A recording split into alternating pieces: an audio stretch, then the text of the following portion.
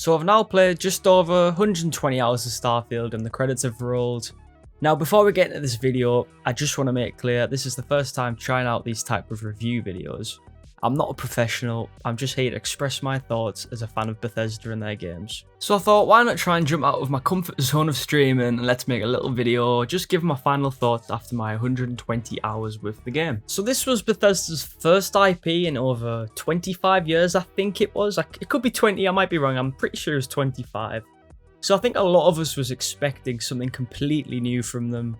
And I mean, while you can argue Starfield does things very differently in some aspects, in my opinion, it's still a Bethesda RPG to its core that follows the same formula from the likes of Skyrim and Fallout. Now, with these type of games, I prefer to play them in their entirety before I like the same IPs. We all know Bethesda games are huge, they're full of quests, mysteries to uncover. Now, that being said, in my 120 hours, I played through all the faction quests, the storyline, and several activity quests that I picked up during my travels. A lot of my playtime just came from simply exploring planets, surveying them, and building outposts and designing ships. So before I get into what I liked and disliked about my time in Starfield, there are a few topics that I'd like to touch on that brought Starfield quite a lot of hate from what I saw. First one of those topics being the limits on how far you could travel before you hit a boundary, like while exploring a planet. In my experience of all the time I put into Starfield, I didn't actually come across a single boundary when I was exploring. I feel like you had to go actively looking for one if you wanted to find one. I always found the procedurally generated areas to be more than large enough, and each one having multiple points of interest you could travel to and explore. Now maybe you might disagree with this take, but I feel like Starfield and Bethesda received a ton of unnecessary hate due to the game being exclusive on Xbox and PC. The game got review bombed pretty hard, and Twitter was an absolute shambles during the first week of the game being released. The game definitely has its flaws, don't get me wrong, but from some of the reviews I read from critics and not so professional critics, you'd probably make you think Starfield is an absolute mess. So I saw a lot of people complain how much fast traveling was in this game, and for some reason I did see a lot of people were kind of expecting seamless travel in space, kind of like the type of travel you'll see in No Man's Sky, you know, that sort of thing. You take off, no cutscene, straight away from the planet, and you can go anywhere you like. So yeah, Starfield's not like this at all. You will fast travel to here, you'll fast travel to there. The only time you're actually in your spaceship is when you've left the planet and then you can kind of fly around in the orbit. You'll fight different enemy ships. So that I know it sounds disappointing. It kind of was disappointing if you were expecting that sort of seamless travel. I would have liked to see a little bit more activity in the ships apart from just fighting, but that's just me. Starfield gave you a lot of freedom right off the bat. As soon as you finished the introduction, it threw you straight into this huge world. You could do anything you like. What I did personally, I did a few story missions, a couple of activities that I found, and then I just found myself exploring random planets, surveying them with my scanner, finding different resources, and then something that I think I mentioned before was all I did for hours and hours on end was just making outposts and figuring out how different things worked. Because this, don't get me wrong, this game does not hold your hand at all. You have to figure out more stuff. I found myself going onto YouTube just to find different tutorials on how the different things in the outposts worked. But after a while, you do get the hang of it, and it is quite fun, I'm not going to lie. So let's get the cons out of the way, the things I didn't like about the game. For the most part, these are little nitpicks that annoyed me. However, there are some things that I would like to think Bethesda are going to address and work on. The limits of how much your character can hold. So I struggled with this quite early in the game. You really don't have much leeway with how much you can hold. The same goes with your ship. This type of thing, you've just got to put money into it and upgrade the cargo hold of your ships. For your character, you have to invest skill points into how much you can hold. So for the most part, for the very early game, I did find myself dropping things that I couldn't hold. It was kind of annoying, so I did miss out on a lot of stuff early game, but that's kind of how it goes, I guess.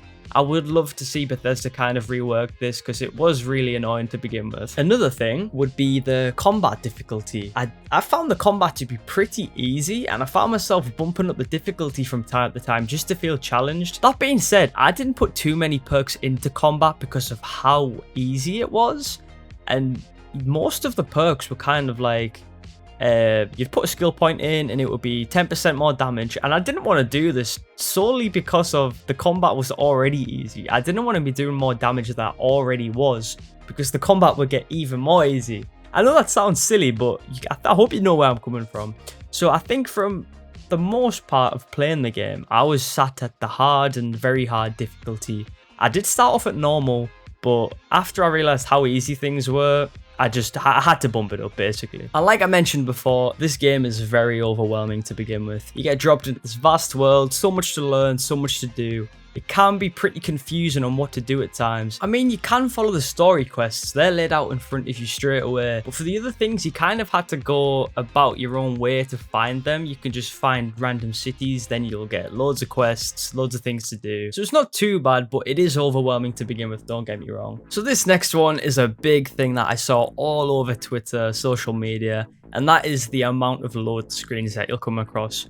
And they are right, there are so many loading screens, it kind of broke immersion. For me personally though, it wasn't too bad. My PC is more of the high end, so the loading times were about 3 to 4 seconds for me. So it didn't really interrupt the gameplay too much, but I will agree, the loading screens are kind of crazy, and I can imagine someone that hasn't got as great of a PC to be quite a problem for them. So I don't think many people actually picked up on this as well, but I realized that the photos you took in photo mode were usually added into the loading screens, and I thought that was cool. Every now and then I'd get a loading screen, then it would kind of give me a little reminder of a photo I took like hours and hours ago. So I do think Bethesda are trying to make the loading screens not as annoying as they are. So I know it sounds stupid, like, oh, you'd see a photo that you took. I was like, oh, cool, that's nice. So I don't know if they're trying to get people to take the mind off the loading screens, but whatever, you know what I mean. Now, I am seeing quite a lot of people complain about how much time you've really got to put into this game to get the full experience. And I do agree with that. A few examples of this would be, you really have to put a lot of time to unlock the perks and upgrades for your spaceship. So for your spaceship, you only have a certain amount of people that you can have on it at once. So I think, for example, at the very beginning, you had like a maximum of 2 crew that could be on your ship, and you could spend the money to make your ship bigger, which could accommodate for those extra crew members. But even though you had the extra room, you'd have to unlock the certain perk to be able to get those people on your ship. I think that perk was called Ship Command or something, I'm pretty sure. So this perk was able to give you more people on your ship. And what I found was this Ship Command perk, it was pretty late game. I mean, not so late game, but depending what you put your points into, it was kind of late game. It was at the very bottom of the skill tree, and I felt like it was kind of silly to be able to let you spend the money to make your ship to accommodate more people, but then again, you still had to have the perk to actually let you put the people on the ship. So like I said before, a big thing that I spent a lot of time doing was exploring planets and surveying, exploring different points of interest on those procedurally generated planets. A big annoyance of mine was having to walk to the points of interest when landing on the procedurally generated planets. It did start to get very repetitive after a while. I would definitely like to see the addition of some sort of vehicle added at some point in the future. I don't think it'll happen though, because I think the problem with that is if people have a vehicle, they're going to end up hitting boundaries quicker, and then the area that you get procedurally generated is most likely going to feel much smaller. So let's get on to the things I liked about the game. So for a Bethesda game, we all know they come with the bugs, they come with the glitches. It's kind of a normal thing now. However, with Starfield, I was actually really shocked how polished this game is. It has very minimal bugs. However, there's one that I need to touch on, which was pretty game breaking for me. It was the only one I really had. I haven't seen many 2 people encounter it, but I can't really go into it because it is kind of a spoiler of the game. The best way to put it would be that you get a quest in your quest book. I go to the location where it's telling me to go, and the thing that's meant to appear for me to go to does not appear.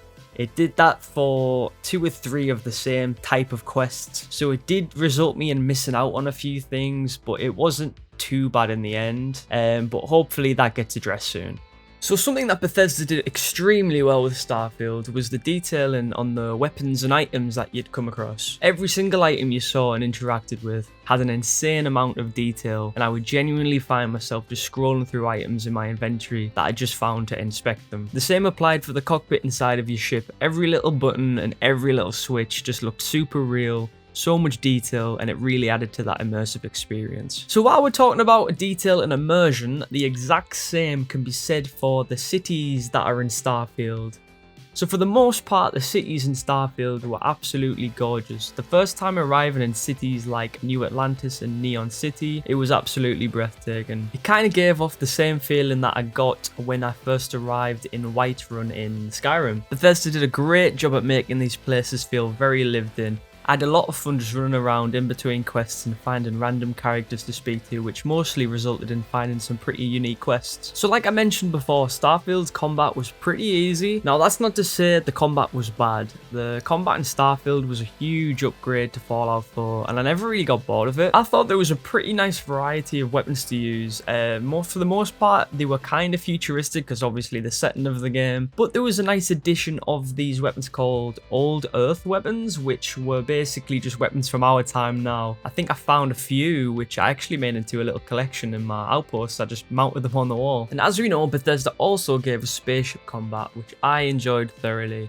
It felt super satisfying to destroy enemy ships with my own ship that I'd spent many hours building and creating the best weapon combo I could put together. And that brings me to the spaceship building. Probably one of the things I did most in Starfield. I lost many hours, like I said before, to spaceship building. I found it so fun.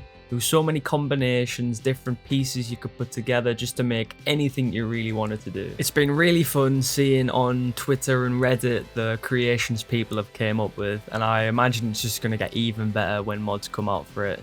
And to end on the things that I loved about Starfield, I had to save the best for last, and that was the quests. The faction quests were brilliant, the story was brilliant, and I loved how unique that they made the faction quests from one another. So you had the Crimson Fleet, you had the Freestar Collective, the UC Colonies, and Ryujin. And thinking while I'm recording this, it's actually kind of hard to choose which one was my best. I'd probably say Freestar Collective was my least favourite, although I feel like for some people this was probably their favourite. This questline saw you take up the role of the deputy on the city of Aquila. You solve crimes, you're kind of being the good guy. The cowboy western setting was really fun, but for the story it fell just a tad short for me, but there was a lot of combat in the quests which was enjoyable. And if you like the combat, I would probably say UC Colonies is the quest for you. In my opinion, it did have the best story, and you do receive some amazing rewards at the end of the quest line. And then you've got Ryujin, probably another favourite of mine among the quests. It was very stealth based, which I enjoy. Mostly had you sneaking your way into corporate buildings to complete tasks like hacking terminals for info or planting incriminating evidence against other companies. So this quest line reminded me a lot of the Thieves Guild from Skyrim. It was also quite a nice break away from the shooty quests. This faction is based in the city of Neon, and like me, I chose the Neon Street Rat trait. That also helped open up a lot of dialogue options for that quest line, so if you choose the Neon Street Rat trait, do the Ryujin quests, you won't regret it. And to bring us to the end of the faction quests, we have the Crimson Fleet. I personally found the Crimson Fleet quest to be the most entertaining. So this faction kicks off when you get arrested for the first time for either smuggling or anything illegal really. So you get taken into the UC Colonies to give you a choice. You either go to jail for your crime, or they get you to do a task to go undercover as a pirate and get into the Crimson Fleet to supply information for them. So yeah, this gives you two paths you could follow. You could go into the Crimson Fleet, be a pirate, but undercover as a UC Colony soldier, or you could just completely blow off that whole undercover, be a pirate, and then follow the quest line as an actual pirate. I was actually surprised how much stealth was required for the faction. Well, I say required, you can't just go in guns blazing, but it does feel good to be stealthy. But nonetheless, I was surprised how much there was, but I enjoyed it. And now let's get to the story. What did I think about the story? Starfield's story was honestly one of the best stories I've played from Bethesda, and it also offered quite a lot of replayer value. I can't get into that because it is a spoiler, but you'll know what I mean when you come to finish the game. I would definitely highly recommend completing all of the faction quests and doing as much as you can before you finish the main story, as this really increases that final impact that the end game delivers. I was impressed by the characters in the story. I think nearly every character in the story you could get as your companion. There was a few obviously that you couldn't, but they were just kind of side characters. But all the characters you could get as your companion, they had their own side quests. This gave a lot of backstory into them. For my playthrough, I chose Andresia. I was quite happy with how interesting her backstory was. I didn't complete every character's side quest, but this is definitely something I'll be revisiting in my second playthrough. And that brings me to my conclusion. 2023 has been a great year for gaming, and Starfield contributes towards that greatness. I just finished Baldur's Gate 3 2 nights before Starfield dropped, and while Starfield didn't hit the standard of role-playing that Baldur's Gate 3 delivered, I was still blown away by another Bethesda RPG. I can definitely see Starfield being another one of those games that we'll look back on, we'll play over and over to experience again, just like Skyrim and Fallout. There's already hundreds of mods being developed for Starfield. I already know that Bethesda have announced some DLC for the game, so I'm 100% certain that this game's not going to be forgotten about anytime soon. So on that note, I'm going to rate Starfield at 85%. I don't think it's the best project Bethesda have done, but that's not to say it's still an amazing game. I could not recommend it enough. If you enjoyed the video and you'd like me to do something like this again in the future, please let us know. Like the video, subscribe. Any feedback's welcome on how I can further improve the videos. Thanks everyone.